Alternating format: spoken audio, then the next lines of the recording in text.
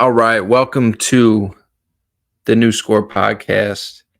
First rant of this NFL season. Today, I'm going to be ranting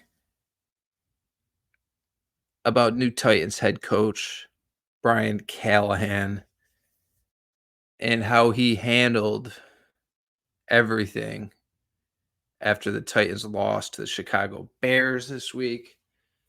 For anybody who's not aware, didn't watch, the Titans had big lead in this game and then basically gave the game away. Um, Will Levis, quarterback, in his second season now, hasn't even finished a full season starting in the NFL yet. Made some pretty discouraging decisions, bad throws that essentially ended his team's chances of winning that game on Sunday. Special teams gave up some plays as well. But the defense for the Tennessee Titans did what they had to do to win, right? And you could argue Will Levis cost them that opportunity. That's fine. You could make that argument. I wouldn't disagree with you. He made some very poor decisions. But for Brian Callahan, in his first year as an NFL head coach, that was his first game. That was his first game being a head coach in the National Football League. We talk about all the time on this podcast the most important relationship in football is the quarterback and the head coach. That relationship is most important. That's the leader of your locker room. That's the CEO of your team. Those two guys need to respect one another, need to get along with each other, need to have a functioning professional relationship. And if they don't, how do you expect everybody else in that room to respect those two guys if they can't respect one another? So, folks, for Brian Callahan to make the comments he did and throw his quarterback under the bus the way he did after that game in Chicago is an absolute no-no for any coach at any level in the sport of football. Is the quarterback responsible for a lot? Yes, we know that. Is it ever okay to throw that guy under the bus, though?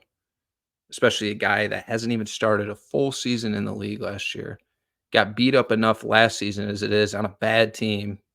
Gets a new coaching staff come in. Brand new team. First time out with that team, with that coaching staff on Sunday.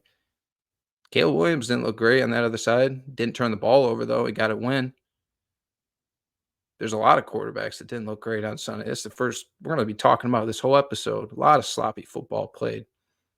And I get it. You cannot give the game away as a quarterback when your defense is playing lights out like they were for Tennessee. But an absolute no-no. Brian Callahan making the comment to the media, we were playing so good on defense. It's almost as if we just punted it on 1st and 10 every time. We might have won the game the way that we gave it away. Blatant disrespect for your quarterback. I don't care whose fault it is. When you're a head coach of the National Football League, you take responsibility, you wear that shit. And then you let us, the fans or the media, critique from that. Be like, well, he's just covering up for that he's just doing his job. That is your job as an NFL head coach. Your job is not to throw your quarterback, especially your quarterback that is very young, has dealt with a rough team last year. We know that. Hasn't had a ton of success in this league. He needs as much confidence as he can get week in, week out. That's number one for Will Levis and every other young quarterback in this league is confidence. You saw it with Tua and Brian Flores. Brian Flores would throw him under the bus. That locker room started to lose respect for him. They wanted Fitzpatrick to play instead of Tua because that's what the head coach gave off. And that completely wrecked that Miami locker room until they got a new head coach in who completely bought in on Tua because they said, that's our guy. We want a guy who wants to make that guy the best version of himself and wants to get along with him and isn't going to throw him under the bus in the media, even when it is his fault and everybody knows it. Because that's your job as an NFL head coach. You know how many times I watched Sean McVay cover Jared Goff's ass in a press conference where I would watch a game in disbelief, pissed off from mistakes Jared Goff made because if everything wasn't perfect around him, he couldn't execute. I've never seen one press conference where Sean McVay didn't accept responsibility for a loss himself, never putting it anywhere else. You don't think Brian Dable wants to strangle Daniel Jones on the sideline of Giants games by now? What he's dealt with? This dude is going to lose his job. He is going to lose his job, and he has still remained enough composure to be more professional than Brian Callahan in your first NFL game coaching as a head coach. He went on to say to the media that him and Levis had a conversation on the sideline. And he said, it was like, look, they haven't done anything on offense. Their defense is playing lights out. We don't have to be exceptional on offense right now. We're still trying to score, but limiting the errors is what's going to win us this game. What kind of dog shit mentality as an offensive minded coach? You call yourself an offensive minded coach, come over from being a coordinator in Cincinnati, you get hired for your offensive abilities as a coach, and you're airing it out to the media that you had a conversation with your quarterback that, hey, we just got to take care of the ball and not take any chances on the sideline. Fuck that. This is the National Football League. This is the National Football League. You want to just sit on a lead for the whole half? We've seen it happen time and time again. And I'm not sitting here saying be reckless and give the game away. And Will Levis might very well have done that on a few plays. But you don't air that out to the media that, well, we're just going to play conservative because we're going to let our defense handle it. Hell no. Hell no. You're just going to have that mentality every time you get a lead in the National Football League? You think Andy Reid has that mentality when the Chiefs go up? Do you think he goes and sits down with Mahomes and say, hey, we just can't give the game away? No. No. He lets his quarterback go out there and play how he's going to play. He's going to play how the way that got him to this point in his career of being a starting quarterback in the National Football League. You let that guy go. You let that guy go. And here's another thing. I would 100% much rather have my young quarterback taking those chances and trying to make every throw out there that he thinks he can make, and then learning from the consequences, learning from his mistakes, going through it in the film room all next week. You want to shit on Will Levis and make him feel like a piece of shit? Do it all week in the film room when it's just you and the coaching staff, not the media, not all of us now that have this, perception of you and your relationship with Will Levis, your opinion, and all this nonsense that didn't have to be anything. Could have all been done in the film room if you just did your job as a head coach.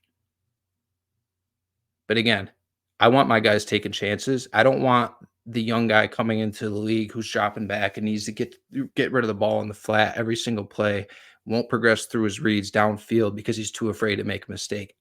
I don't want to touch that guy with a 30-foot pole. I don't want that quarterback. I want the guy who's coming in and he's going to try to make every throw that he did in college because he got away with it in college. And then it's like, oh, I can't get away with that here. And you learn from that and you get better from that. I don't want the guy that's coming in and, well, first guy I see open, I'm getting rid of the ball and I'm not making any mistakes, and my stat line is 12 for 16 for 108 yards. I don't want that guy. There's backup quarterbacks in the NFL who can be that guy on teams. That you don't win Super Bowls that way. You don't win divisions that way. I know there's some good defensive teams in the league now, but none good enough to carry an offense that um, functions like that in today's NFL. It's just not going to happen. So you let him make his mistakes, and then you teach him. You be a head coach, and you teach him, and you give him all the shit you want to give him one-on-one or with your other coaches in a film room inside your own building. You don't air that shit out to the media. That's just a bad look. And then going back to Brian Dable and how he probably wants to strangle Daniel Jones by now, let this be a lesson to all of the coordinators, the hot shot coordinators, offensive coordinators around the league who are the next ones up getting head coaching jobs. We saw Ben Johnson do it from the Lions, and we saw Bobby Slowick do it from the Texans. Two coordinators could have had jobs as head coaches somewhere, but didn't like the fit, didn't like the situation. And you know what? They were right, because now their offensive coordinators in the same place they've been, having the same success they've had, and they're not stuck somewhere with awful management or ownership that can't get it together, where they're going to be put in a spot where they can't do their job to the full potential because of what the hand that they've been given. And that's what happened with Brian Dable. Brian Dable, hot coordinator, commodity in Buffalo, gets a head coaching opportunity to go to the Giants. Folks, Brian Dable went to the Giants, and they had the mindset that this guy was going to make Daniel Jones a good quarterback. It's not going to happen because I hate to break it to you, Daniel Jones was never a good quarterback. He was average, in my opinion, at Duke, and they drafted him in the top 10. Dave Gettleman drafted him in the top 10 because of potential of what this guy could be in the NFL. And Brian Dable took a head coaching job, handcuffed, being like, no, this is your guy. You're going to come in here, and this is your guy. You got to make this guy good because we fucked up drafting him top 10. So now it's your job to come in here and make it good. And if you don't make it good, well, you're out the door with him. So that's what Brian Dable's dealing with. Poor guy's not going to have a job. He's scheming out his ass on Sunday, trying to get anything going he can in that offense. And it's just like, it's gotten to a point where defenses have zero respect for Daniel Jones' ability as a passer. It's one read's not there. All right, I'm starting to move around, scramble, no pocket presence, and I'm not going to beat up on Daniel Jones any more than I have because it's obvious at this point. We all get it. I don't need to beat a dead drum. But let this be a lesson to coordinators out there. Man, if you get a head coaching job, it doesn't mean that it's a better job than what you have now, just because it's a head coaching job. And I think we're going to see more of this as time goes on because the guys like Ben Johnson, Bobby Slowick, who held off to remain intact where they were, and they're going to be happier because of it. But the original Rant, Brian Callahan, got to be better as a head coach, got to be a better leader, got to accept accountability, responsibility for that, even if it isn't your fault, even if you did tell Will Levis to take it easy, don't take any chances. You don't throw him under your bus. You don't throw him under that bus.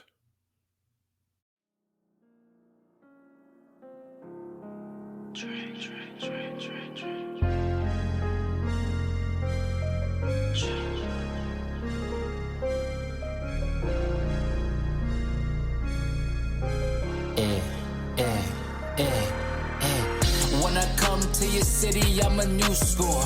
Broke your high score soon as I step through the door. Tryna stack my paper up like a bookstore. Money kissing each other like a rock and roll tour. When I come to your city, I'm a new score.